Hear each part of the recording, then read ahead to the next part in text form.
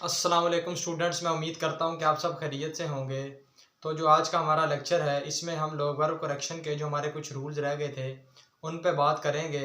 उन पर बात करने से पहले हदीस मुबारका हज़रत अनस रज़ी अल्लाह ताला अन्हा से रिवायत है कि हुज़ूर पाक सल्लल्लाहु अलैहि वसल्लम ने इरशाद फरमाया कि इंसान बूढ़ा हो जाता है लेकिन उसकी दो चीज़ें जवान रहती हैं, एक माल की लालच, दूसरा उम्र की ज़्यादती। तो इसके बाद हम आज का लेक्चर शुरू करते हैं। जिस तरह कि आपको नज़र आ रहा है, पिछले लेक्चर्स की तरह आपको कुछ लफ्ज़ दिए गए हैं और इन अल्फाज के साथ हमने ये डिसाइड करना है कि वर्ब सिंगुलर लगेगी या प्लूरल। अब आपको ये तमाम वर्ड्स जो हैं ये नज़र आ रहे हैं, ये आपके पास प्लूरल फॉर्म्स हैं। ट्राउज़र्स भी आपके पास प्लूरल फॉर्म है, pants, jeans, sales, scissors, socks, glasses, goods, assets और पेन्स। अब ये जिनके ऊपर रेड कलर का निशान है ये हमारे पास एक्सेप्शनल केसेस हैं, इनको बाद में डिस्कस करेंगे।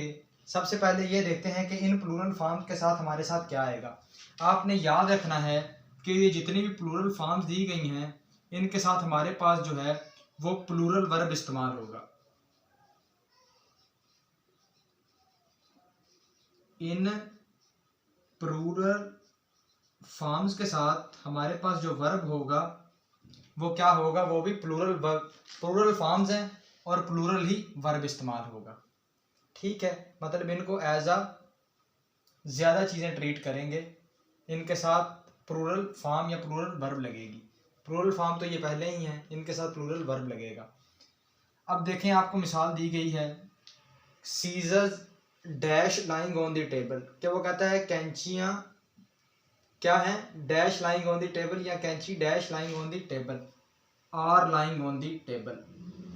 क्या होगा जब सीजर्स, पैंट्स, असेस्ट्स वगैरह को जुमले में हम इस्तेमाल करेंगे तो इनके साथ इस्तेमाल होने वाला वर्ब, इन प्लूरल फॉर्म के साथ इस्तेमाल होने वाला वर्ब भी हमारे पास क्या होगा, प्लूरल ही होगा। नीचे आपको एक्सेप्शन केसेस हैं। अब ये जिनके ऊपर रेड डॉट है इनको डिस्कस करते हैं। वो कहता है कि अगर हमारे पास आप पेयर ऑफ आ जाए, सॉक्स एंड सीजर्स के साथ, किन दो अल्फाज के साथ, सीजर्स एंड सॉक्स के साथ हमारे पास क्या आ जाए, आप पेयर ऑफ आ जाए। और दूसरा हमारे पास अगर ऊपर दिया गया जो पेन्स है वो पेन इधर हमारे पास किस सेंस में इस्तेमाल हो, फिजिकल पेन की सेंस में इस्तेमाल हो, फिजिकल पेन की सेंस में इस्तेमाल हो तो इनके साथ हमारे पास क्या होगा, सिंगुलर वर्ब आएगी।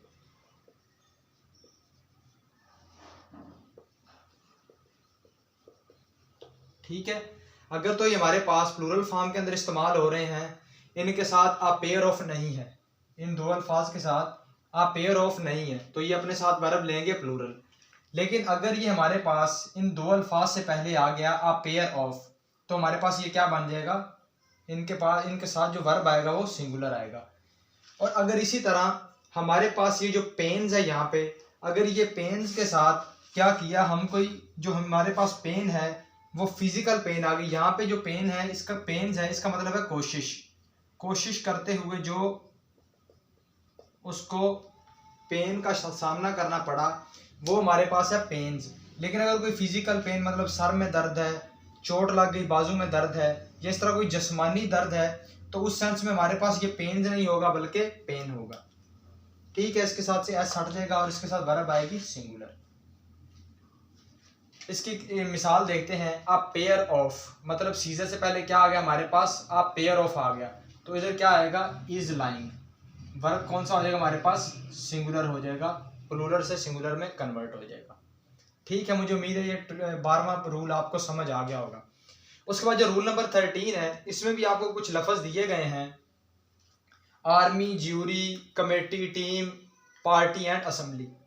अब आपने याद रखना है ये जो तमाम वर्ड्स हैं ये आप लोगों के पास क्या है, ये आप लोगों के पास कलेक्टिव नाउन है।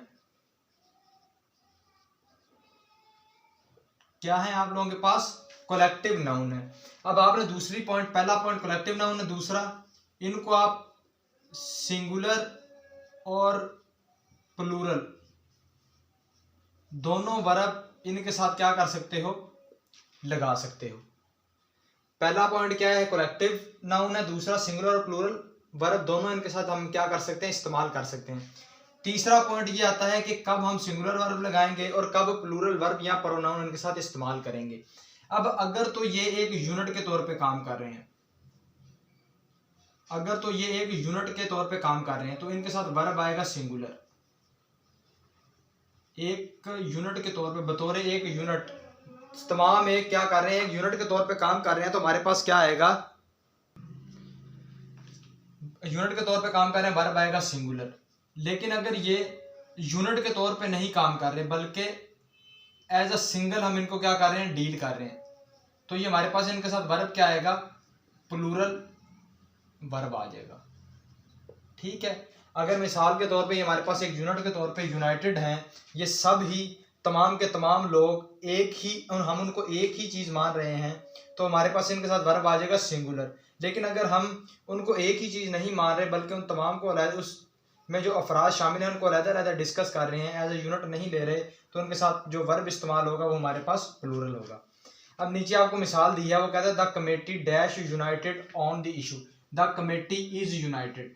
अब जो कमेटी है उसमें जो तमाम के तमाम अफराद हैं वो, उनको हम एक ही सिंगल यूनिट मान रहे हैं, कि हम कह रहे हैं वो तमाम अफराद जो हैं वो इशू पे जो हैं वो यूनाइटेड या इकट्ठे हैं।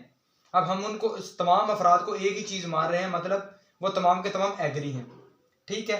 The committee dash are discussing the issue. अब डिस्कसिंग में क्या होगा कि हर जो फर्द है वो अपनी, हर बंदा अलग-अलग अपनी राय देगा, मतलब हम इसमें हम अफराद पे चले गए, हमने पूरी कमेटी की बात ना की। जाहिर बात है डिस्कस करने के बाद वो यूनाइटेड हुए।